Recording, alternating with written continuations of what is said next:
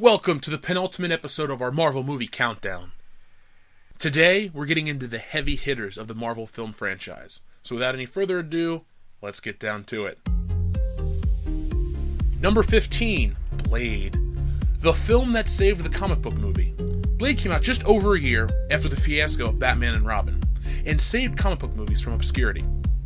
What makes Blade stand out was its hyper-violent, high-energy action shots, interesting story, and good performances. I saw this movie in theaters at the ripe old age of 9 years old, and I loved it. At the time, I didn't pay attention to the credits and didn't realize that it was a comic book movie. Even though I watched the 1994 SpiderMan cartoon that featured Blade, I didn't put two and two together. Number 14, XMen Days of Future Past. My excitement level for this film was about at a 2. The trailers didn't sell me, and I wasn't the biggest fan of First Class. And on top of that, the fact that they were straying quite far from my second favorite X-Men comic book storyline and putting it in the 70s really pissed me off. Well, imagine my surprise when I saw this film. It was great. Better than the comic book. I loved how they used Wolverine as the bond between the future and the past instead of Kitty Pryde.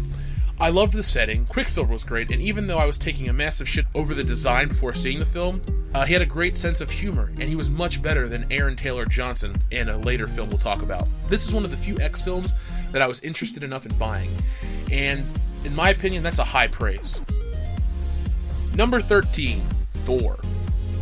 I love this movie. It's not just because of Kat Denning's special gifts, but because it's a story of humility and honor, a story of a god becoming a man, and the story of jealousy and betrayal.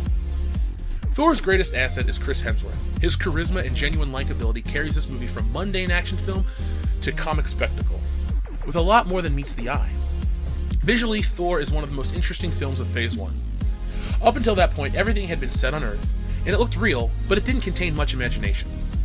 I know that this film gets a lot of flack, but do yourself a favor and go watch it, and if you haven't seen it, it makes Avengers a lot better. Number 12, Avengers Age of Ultron.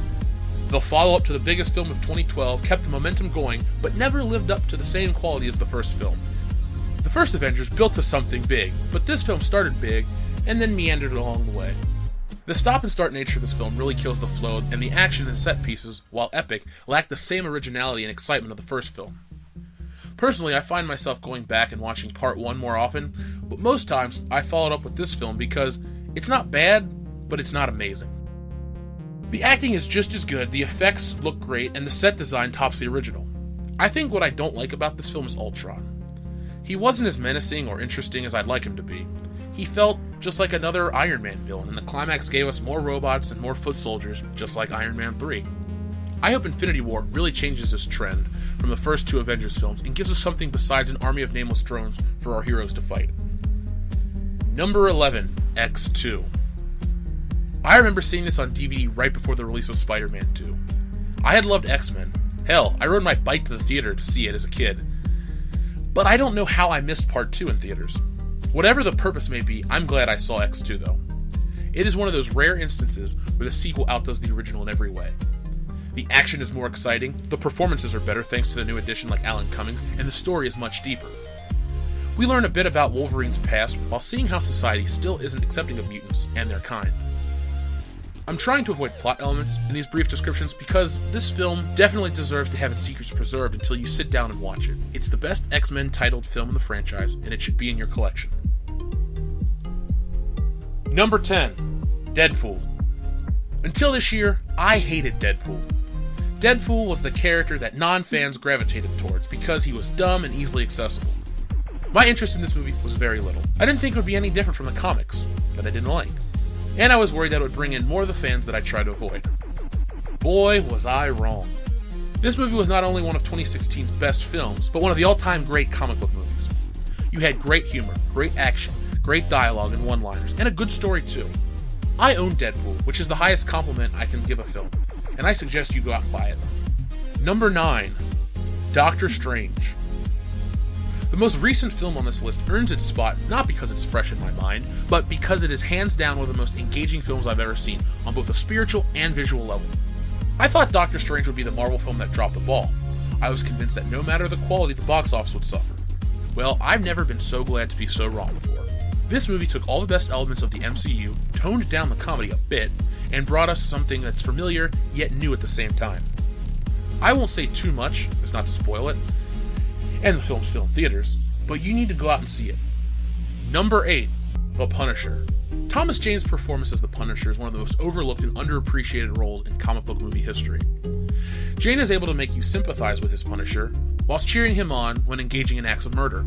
Unlike John Bernthal's psychotic Frank Castle, or Ray Stevenson's terrible Frank Castle, Jane's Frank Castle seems to be a man who's lost everything, but isn't irredeemable. This is not the Punisher Max series. This does not rely on gory effects to seem cool and edgy. This film relies on a very underrated and solid story. Do yourself a favor and go out and watch the extended cut of this film. Not only do you get more story, but you get more story that answers any possible questions you had about the original cut. Thomas Jane is not alone in his great performances, though. You have John Travolta playing Howard Saint, a Miami gangster who loses his son and vows vengeance upon Frank Castle and his family. I won't go into any more of the story, but I will end with telling you my favorite line of the entire film. It's a line where the Punisher says, "I made you kill your best friend, I made you kill your wife, and now I've killed you." That makes me cheer every single time. Number 7, Ant-Man. Like most comic book fans, I knew who Ant-Man was, but he wasn't my favorite character. I knew him mostly from Avengers titles, but to this day I still have never read a solo Ant-Man comic book. Even with saying that, Ant-Man has become one of my favorite characters in the MCU, as well as being one of my overall favorite comic book movies, period. How? Paul Rudd. Hands down the most likable actor in history. Paul Rudd brings his charm, wit, and charisma to this Marvel film, and creates one of the best screen heroes of the decade. He's not doing it alone either. Michael Douglas, Michael Pena, and the rest of the cast do a fantastic job. They're all funny, well-acted, and fleshed-out characters that help elevate Ant-Man from being just another MCU origin film. Number 6, Spider-Man. When I say that Spider-Man is single-handedly the most important film in my life, I am not exaggerating. While it is not my favorite film, it is the movie that set me on my path in life. Currently, I work as an artist. I draw comics, t-shirts, posters, etc. You've heard me plug it on the show. And if it wasn't for this movie, I wouldn't be doing any of those things. Any artistic interest I have stems from this movie, but that's a topic for another video. Personal impact aside, this movie's cultural impact alone guarantees a spot on this list. This was the first true post-9/11 film. It came out in a dark time when the world really needed a hero. Terrorism was sweeping the globe, anthrax scares were popping up all over the world, and the government seemed to be working against the people. Then on May 3rd, 2002, the world seemed to get some of its magic back. Many claim that XMen was the film that saved comic book movies. I disagree. Blade saved them, and Spider-Man elevated them. This film slingshotted Spider-Man from Marvel's biggest superhero to the world's biggest superhero. The hype for this movie was huge, the reviews were positive, and the film was a massive success. It was the first film to ever outgross a Star Wars for its respective year. Star Wars. Let that sink in. I know the internet likes to downplay this film's importance and quality, but those snarky motherfuckers wouldn't know a good film if it came up and sat on their head. Spider-Man was the film the world needed in 2002, and it helped make Spider-Man the preeminent superhero for the next 5 years. So this concludes day 4 of our Let's Rank Marvel series. Thank you for watching, and make sure to like, comment, and subscribe. And I hope you survived Black Friday, because I know I was out there throwing bows myself. Speaking of Black Friday and specials and shopping, if you want to help our channel grow, head over to incarnate-studios.com and pick up a t-shirt or a poster or any of the other merchandise we offer on the website. It'll help this channel grow. It'll help us get over onto SoundCloud full-time. It'll help us get over onto iTunes and all that good stuff. So if you like our channel and you'd like to see us grow, go over there and pick up a t-shirt. If you can't afford to do that, then share this video and tell everyone you know about world-class bullshit. We're taking over. Alright, that's it for today, and we'll be back tomorrow with the finale, the top 5 greatest comic book movies of Marvel ever.